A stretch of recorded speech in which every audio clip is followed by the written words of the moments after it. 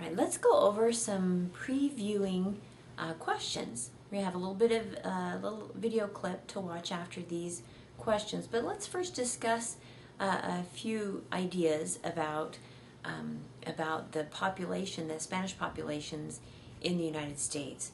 If you remember from last chapter, we looked at the map and we had some percentages of Spanish speakers in the United States. What were those states that had a higher percentage? And it makes more sense that it would be around the border with Mexico, right? And some of the higher ones were New Mexico with about 44%, and then we get to California and Texas with about 35%, and then Arizona.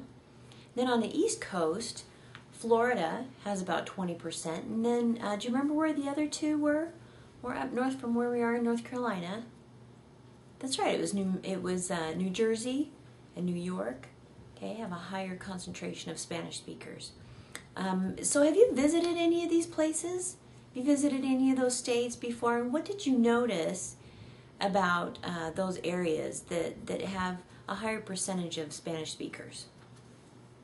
Some of the places I visited, I've noticed that the architecture is a little bit different. I've noticed that the food is different, that it's more centered maybe on a Tex-Mex sort of menu. And let's see, what else have I noticed? Maybe the mode of dress might be a little bit different. I've also noticed that the offerings of newspapers or news programs on television are more common. And so what kind of things have you noticed?